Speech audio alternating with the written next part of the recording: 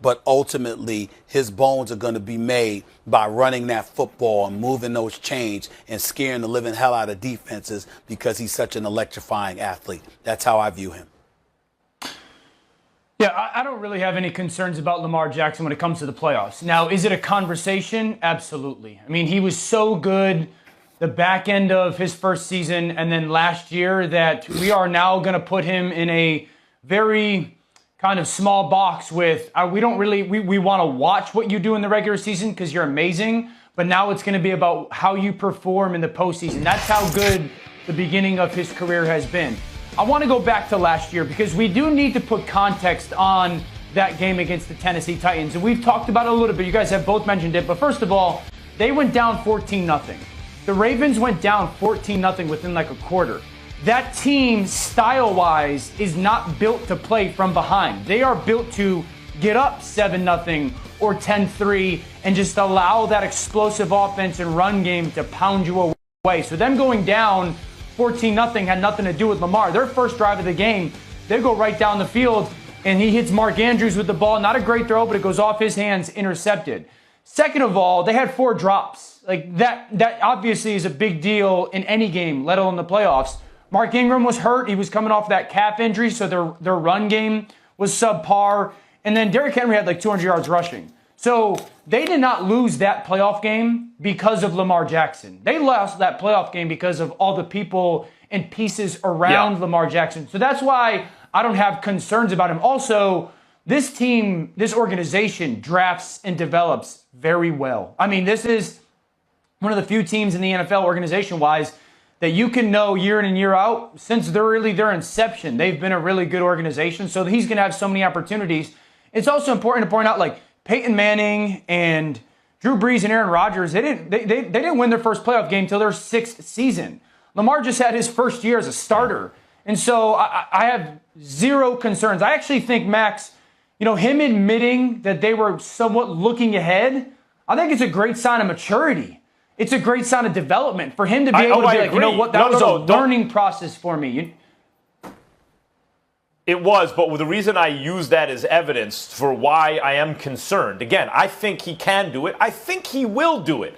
But I am concerned is that what it indicates is that the psychological circumstances really have an effect on him. He's admitting it. Maybe they have an effect on everyone. He's admitting it. But what happens if next year also there's a bump in the road, a teammate drops the ball, something happens, they run into a juggernaut, whatever happens, and he doesn't win in the playoffs again. And now it's Lamar, like the stories get bigger and bigger. And they affect, it's not just him, it's a team sport. It's also his teammates. Now, he is so young that those things can be addressed. But so far, and you're right, he didn't, as I mentioned off the top, he didn't play that bad in this last playoffs, not like the first one. And even in that game, he got better quickly in the second half. It was amazing for a 21 or 22-year-old at the time.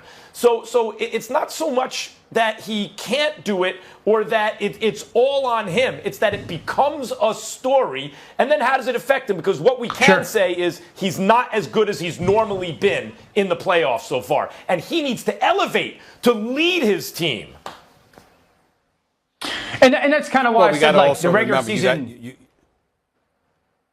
You've got Miles Brown, you've got Boykin, you've got Mark Andrews and people like that. I mean, they've got some quality players, but there's no superstar definitive one individual to rely upon. He is that guy. And so if you're the Baltimore Ravens, you're going to have to make sure he has the requisite assistance necessary. If you look at their draft, if you look at some of the people they've added in the offseason, you see a team that recognizes the fact that they dropped the ball defensively, and they're determined not to make sure that they get smacked around this time the way that they did last time against the Tennessee Titans. Because Dan is right. The 4 drops, yes, but more importantly, they went into a 14-0 hole, and that's not how they're built.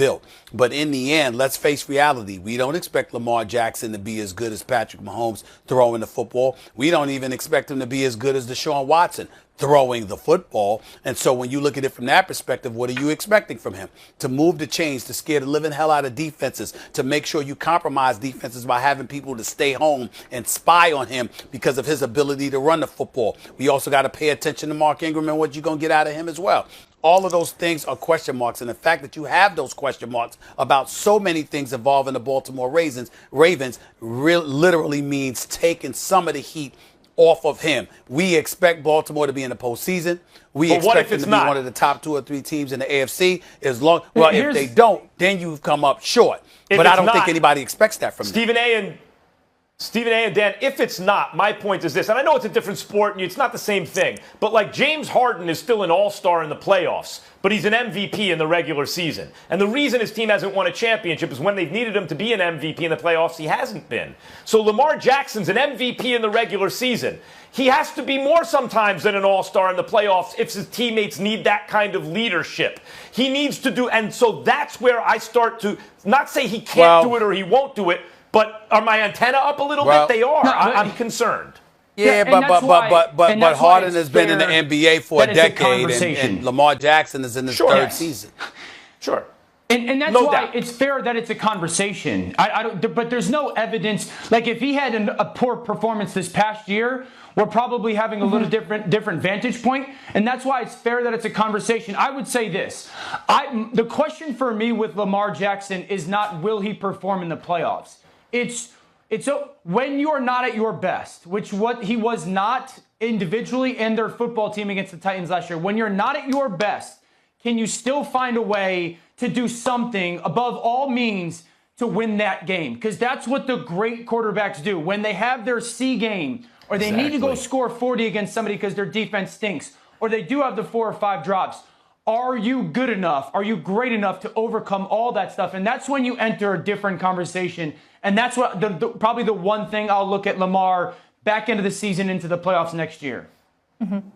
That's fair. And I'll just wrap with this. I know he didn't play his best, but Lamar Jackson did produce over 500 total yards in that loss to the Titans. That was the highest output by any quarterback in the whole playoffs. So it's not like he was a deer in headlights like that earlier year against the San Diego Chargers. No, I understand. Dan, he was no Jimmy Garoppolo. Oh, you love your boy Jimmy G. Why you got to throw that shot in there, man? Why you got to throw that shot? Chipped up. Position, which I think, coupled with his natural athletic ability and the weapons he has around him, makes him an absolute, like every year, the favorite to be the MVP for the foreseeable future, despite the fact that his numbers may not be blowing away everyone else's. And that's not to take away anything from Aaron Rodgers, who you could tell early on this season, despite him saying, hey, look, I am going to help Jordan Love out as much as I can, you know, relative to what I need to do myself here to get us to play winning football. But make no mistake about it, this is a guy who is on a mission. He is a guy who has a lot to prove. He hears all the talk about could he be turning down. You saw him reference that in that Pat McAfee interview. This is a guy who very much so still has a lot of his edge. And depending upon how he finishes up this season, I would not be surprised to see him make a strong run for MVP. But Patrick is just on a. I mean, I think I've run out of superlatives really to talk about his play at such a young age, and it's still at the infant levels as far as his career is concerned. But this young man is just different, man. He just is, and it's not hype. You're seeing him prove it week after week. And Stephen A., some of those numbers you pointed out as far as the number of 400-yard games and how consistently he is just putting up numbers after number after number. I don't care what weapons he has. We're in for a treat for a long time because Andy Reid is not going anywhere in the foreseeable future. Brett Veach, the general manager, is not going anywhere in the foreseeable future down there. This team is loaded, and they're going to be around for a long time. He's going to win a whole bunch of MVPs in Kansas City. I agree. I think Patrick Mahomes, as I said, is the best player I've ever seen at the position. But I think he